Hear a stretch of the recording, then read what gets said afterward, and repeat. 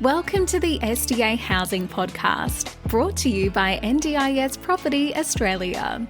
Before starting this episode, we need to provide a general disclaimer. Information contained in this podcast is general in nature only. It does not take into account the objectives, financial situation, or needs of any particular person. You need to consider your financial situation and needs before making any decisions based on the information in this podcast. And you should consider seeking independent and professional advice for your personal circumstances. All right, let's begin. Hello everybody, welcome. My name is Debbie from NDIS Property Australia, and you're listening to the SDA Housing Podcast, a show that explains, highlights, guides, and brings awareness about all things SDA in this ever-changing NDIS world.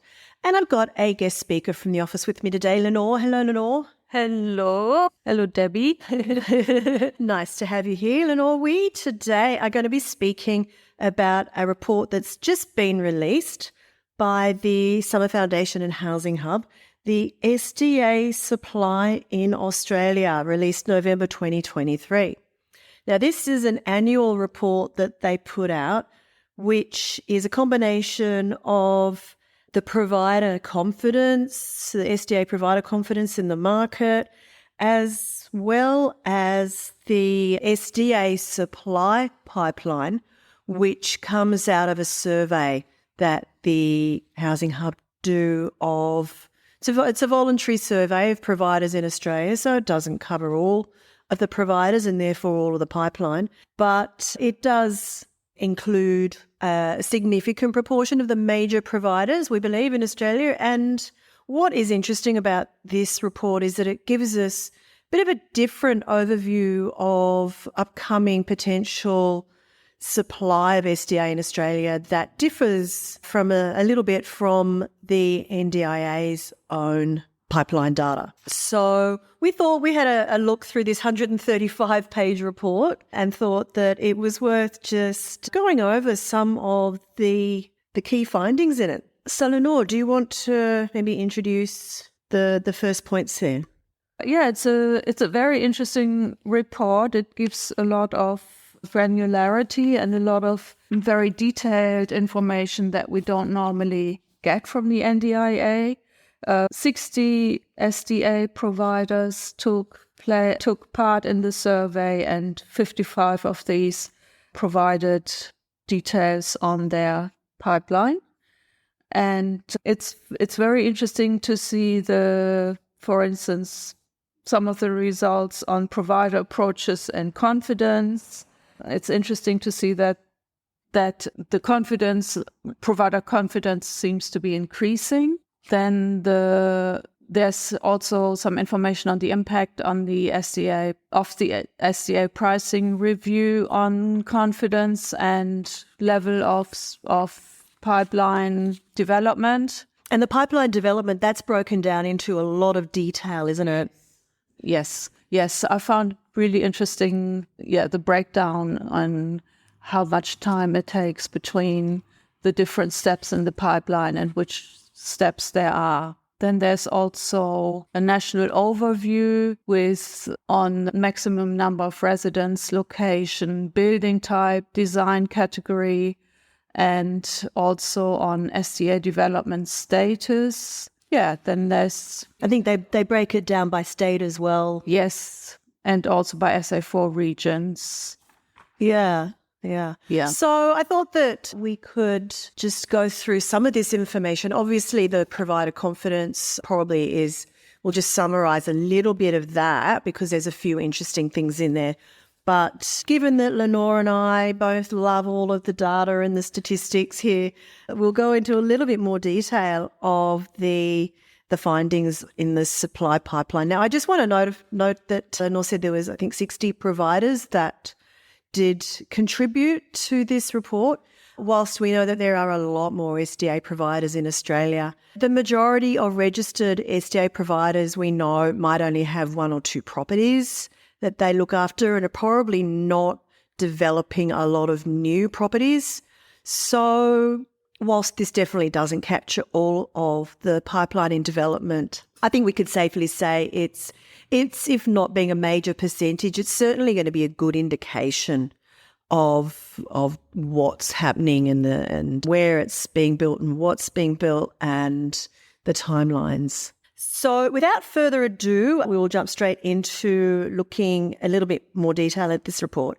And the first section of it was talking about the providers themselves who participated in this and things like resources they used, confidence that they have in the market, things like that. So what I think I found really interesting was that over the few years that this report has been done, which is now, this is the third year that they've listed this provider confidence, it has improved significantly. So we saw over the last couple of years the number of providers that were very unconfident or slightly unconfident or neither unconfident nor confident were kind of staying the same or increasing. We see a big jump now in providers that are slightly confident to very confident in the market, which is a really good sign. Now, I think that the main reason for this that's listed, or one of the main reasons for this, is the impact of the SDA price review. So I know that from our perspective in selling properties, up until June when the price review was released, things were very much stagnating. It was a lot harder to get investors interested because the returns were not reflecting the cost involved to build these properties. And there wasn't a lot of options to get good properties built that cost more that would also return the good yields that they're after for this riskier than normal investment type. Now, as we know, the pricing review kind of shook everything up.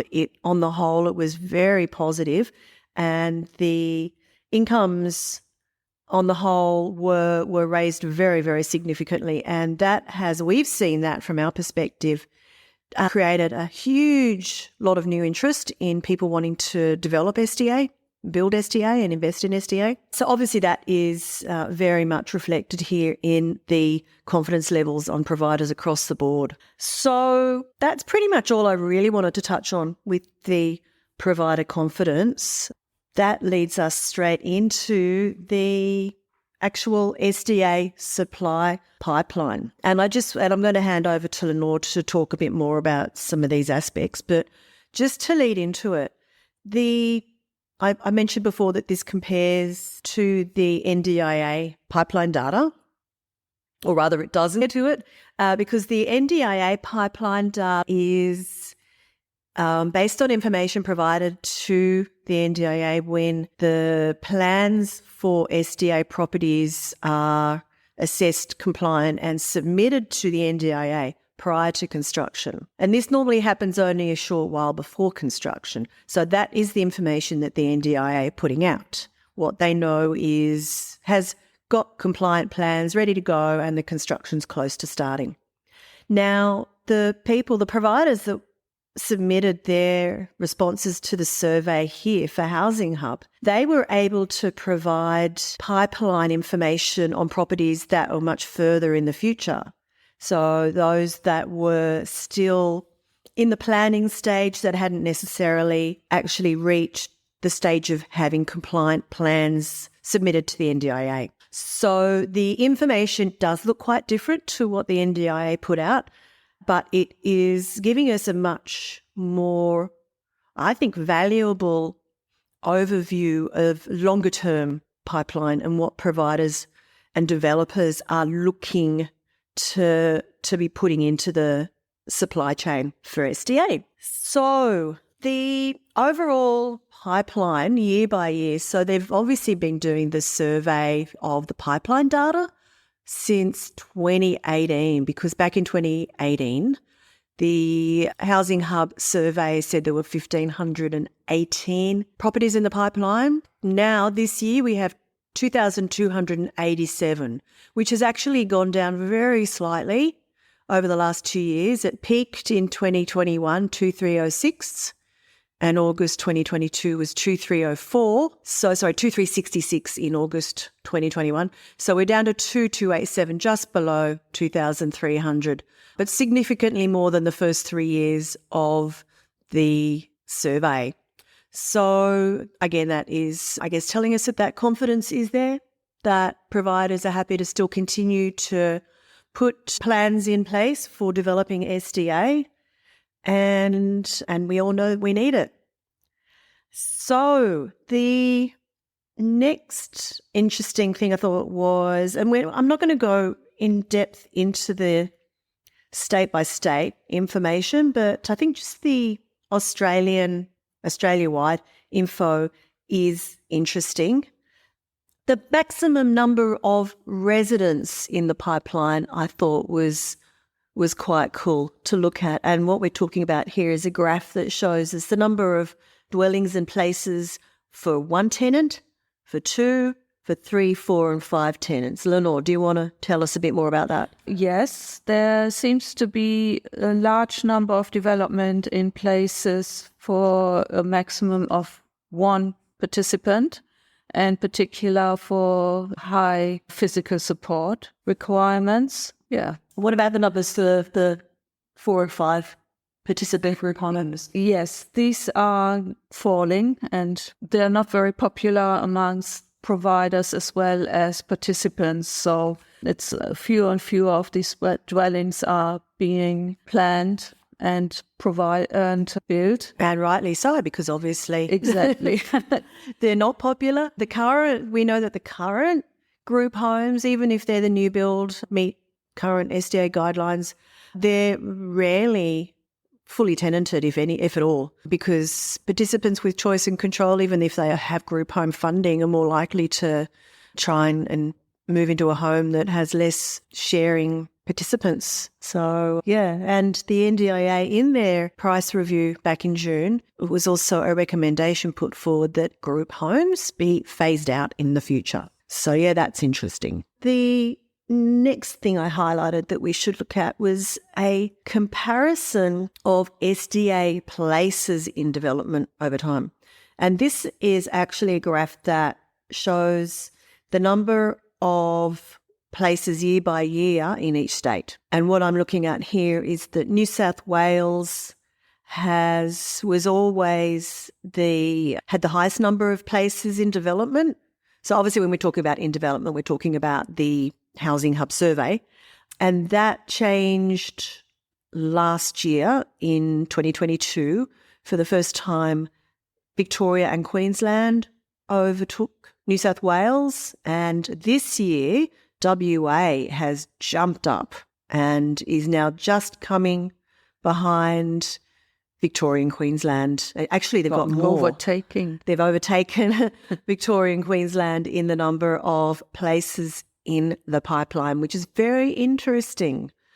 So we still have this particular year, Victoria and Queensland have dropped below New South Wales again, but it's very interesting that Perth has leapt up so much. The last 2 years has seen a relatively significant increase in South Australia in the pipeline, and the other smaller states have only had very minor changes over time.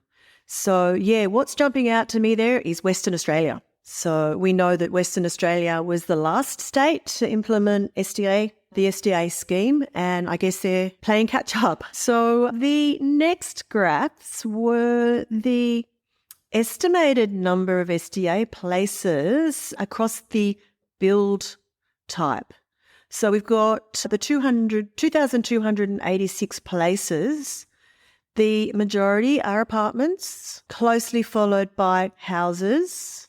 So the rough numbers we're looking at are about probably 800 apartments, about 750 houses, and this is places I'm talking about a bit over 500 villa duplex townhouses, and just a small number, maybe about 120 in group homes. So I guess it's worth remembering that even though the price review came out in June with the new prices that actually had a decrease in funding for high physical support apartments, a lot of this pipeline construction was probably already in place.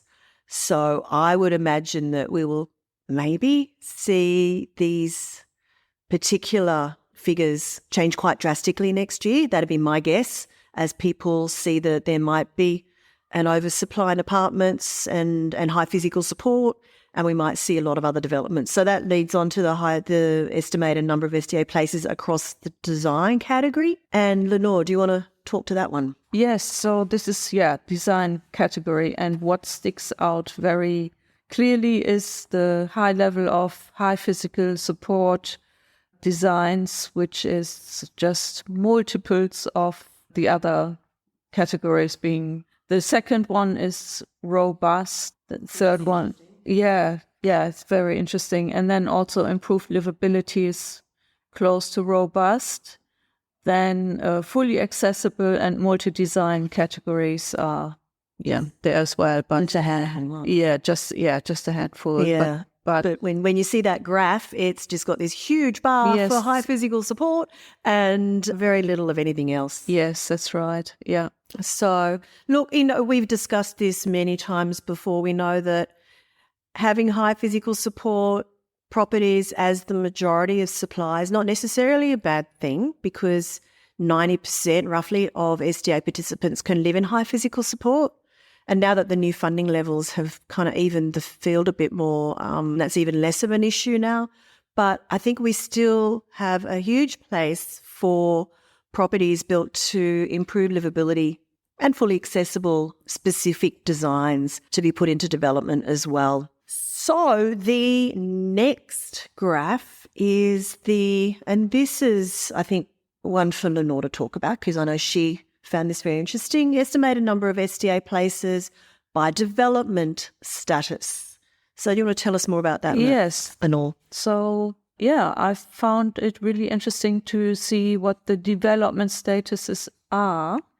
So the first status is land secured and waiting for building approval and finance approval. And a lot of places are at this stage. Then the next stage is development and building approval is completed and contractually committed to build. And that's about half as much. So I guess that also indicates how quickly these processes are. So the faster you can go through a process, the fewer, wouldn't you say?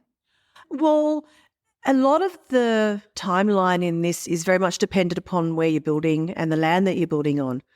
We know a lot of supply is being built in new estates, and obviously nothing can happen until the land is actually registered and titled. So whilst it may be in the planning stage, could it even be contractually committed to some degree, the land is still not been officially purchased because it's still to be titled. So there can be many months of delay there when we've got that sort of aspect coming into it. And then the majority of places are under construction. So again, I think that's because it takes a long time to construct a building. And then construction is completed and pending enrollment with the NDIA, and that's low number. And then the development is stalled. There are also a few that have development stalled. So I guess the first two categories you mentioned are probably the pipeline data that the Housing Hub have that is not being reported by the NDIA, because once it's under construction, those plans will have been submitted to the NDIA. So probably talking about roughly 50% are under construction or beyond that, and the rest are still. Yeah. So that was interesting. That was sort of the overall Australia-wide data. And I wanted to look just briefly at each state to look at where the places are in the pipeline and compare them to the enrolled numbers of places. So I've got each of the graphs here for each of the states, and it's broken down into the SA4 regions. And for those of you who aren't familiar with that term, we do use that a lot. It's the statistical area for it. It's a region of the country that has a population anywhere of between 100 to 500,000 people. As an example, there are 2 SA4 regions in the Northern Territory. There are 7 in Western Australia, 4 in Tasmania, 7 in South Australia. In New South Wales, we have, about 25 SA4 regions. So that basically is what it means. Like in Sydney, we might have about 9 different SA4 regions. So it's very broad data. But I just thought it was interesting to look at some of these parts of Sydney, for example, in the New South Wales data that has a significant amount of enrolled SDA places and also quite a bit of pipeline places. Areas like Sydney Parramatta, Sydney Outer West, Newcastle and Lake Macquarie, Central Coast, the Mid-North Coast. But when we look at pretty much all the other areas, we've got, some enrolled places, but we've got a much smaller number of pipeline. And if we look at the Sydney market, and we've been discussing this recently on some other episodes, places like Sydney City and Inner South, eastern suburbs, Inner Southwest, Inner West, North Sydney and Hornsby, Northern Beaches and Outer Southwest, almost no pipeline or very little pipeline. So, and we know that across most of these areas there is, a relative amount of demand. And interesting, and we haven't quite done that fully yet, Lenore, have we, to compare the NDIA pipeline data and the Housing Hub pipeline data. But I'd imagine it's going to probably reflect similar trends for want of any more detailed information that is going to give us more actual data. So, yeah, this is very much about the trends. In Victoria, again, the areas that have got quite a lot of enrolled but also a fair amount of pipeline is the Melbourne Northeast and the Melbourne West, which very much fits with what we know is going on the ground there. We know there's a lot of development in north and western parts of Melbourne. And the areas that, one area is sticking out to me here is the Melbourne Outer East, which has the 3rd highest number of enrolled places and virtually no pipeline. So not sure why that's looking like that. It might be that the demand is already oversupplied, or people are realising there's no reason to build more there, or it might just be that it's been too expensive in that area to get the correct kind of land, suitable land. So there's a lot to take out of this, I think. Just very quickly looking at the other states, Queensland, Townsville is interesting, and we know that Townsville has had a lot of development in the last few years. It has the greatest number of pipeline compared to the current enrolled. Logan comes next after that. And interestingly, there's quite a bit of pipeline in the Brisbane East, North and South regions. So, yeah, some really interesting information to come out of there. South Australia, we are seeing the majority of enrolled places are in Adelaide North, and that's also where the most pipeline is, but it's only a significant, a small extra, not a significant amount of extra pipeline. South Australia, we've just gone through South Australia. Tasmania is only really some pipeline happening in tiny bit in Hobart and a little bit more actually in the west and northwest of Tasmania, which is quite interesting. And it's also interesting to note that the enrolled places in Tasmania are predominantly in Launceston in the northeast and the west and northwest, and there's less enrolled places in Hobart. However, Tasmania is its own kind of beast because they have something called in-kind dwellings, which state-run disability housing that have been kind of brought into the SDA supply. Very interesting to note in the most recent data that just came out from the NDIA that has not obviously been taken into account with the information here from Housing Hub, because this report was obviously produced just before the new stats came out from the NDIA. They're no longer reporting on in-kind in Tasmania. So, but anyway, it's still here in this one, and it's just showing that there's very little going on at the moment in Tasmania. We know that there's probably a little bit more happening that this is showing. So again, it's all of this has to be taken with a bit of a pinch of salt, because we know that not all of the providers and developers doing SDA were reflected in this survey. The last two states, the ACT, a small number of pipeline dwellings compared to the enrolled, and the Northern Territory. Interesting, we've got a little bit of pipeline in Darwin. The other region in the Northern Territory is the Outback, and that has got probably, I would say, looking at this graph, about 60% enrolled and about 40% in the pipeline of their estimated places. So there's obviously it's a small number, but I think we're looking at about 5 total places in that part of the Northern Territory. But interesting that nearly half of them are in the pipeline. So that is the kind of results that I got out of this whole survey, this 135-page report. Lenore, did you want to, I know you sort of looked at it with a different eye to me, so I thought you might want to just add your 2 cents worth. Yeah, I thought this was a really interesting report. I think it's really worthwhile having a look at this if you are interested in investing in SDA, definitely. I had a look at the key findings, which I thought were very interesting. We have already touched on the large proportion of development in high physical support, in single accommodation, the increase in Western Australia and SDA. Yeah.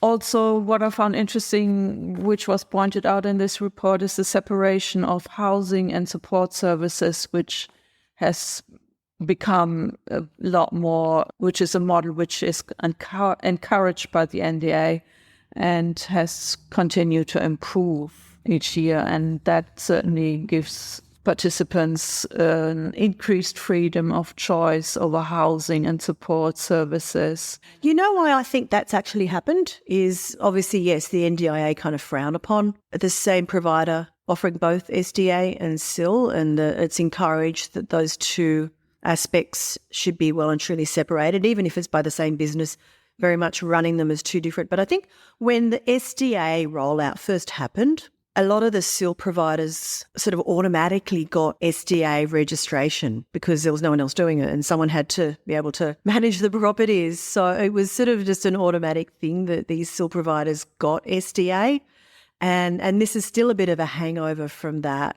So it's interesting that this is now being reflected, I guess, in the provider confidence and the provider information coming out, that there is seen to be, it's better for most people that that separation is there. Yeah. Also, what I found interesting, that by building type, most places were apartments and houses and like 1 or 2 or 3 resident dwellings, which I think is very positive. Yeah, well, yeah, we've certainly seen that drop in group homes. And I think, I think that this report is still very much reflecting development that would have started a year or 2 ago and earlier this year. So it's not so reflective of the changes in the SDA world since the price review, and we know that it has changed these things substantially. So it'll be really interesting to see the difference that's reflected when they do this report again next year. Yes, that will be very interesting. Yeah, and hopefully the main aim of that price review was to accurately reflect the cost of development, but also and we've discussed this many times, so I won't go into much detail, but we know that the original prices that were so highly skewed towards single tenancy, high physical support apartments encouraged everybody to build single tenancy, high physical support apartments, and the tenants for those properties just don't exist. So by levelling the field with bringing the lower funded levels up much higher and reducing some of those other things has changed everything in terms of what is going to encourage ongoing development. So, and this report is a really good reflection of what's going on in that part of the industry. So yeah, stay tuned for this same report in 12 months' time. It'll be interesting. So any last thoughts, Lenore? Have we covered everything? No thoughts. Okay, all right. Well, look, we're going to have a copy of this report or the link to download this report for you in the description of the episode. So, and if anyone has any more questions about supply and demand, you can get in touch with us here. You can email info@ndis.property or call our phone number 1300 254 397. And we'd be more than happy to discuss anything to do with supply and demand of SDA around Australia. So that wraps up this episode, and we'll see you soon. Bye. Bye. We hope you enjoyed this episode. Please make sure you are subscribed and following us so you can keep in the loop with all of our upcoming episodes. We would really appreciate it if you could leave us a 5-star rating, a written review, and to share this podcast with those that could benefit. Until next time, catch you on the next episode.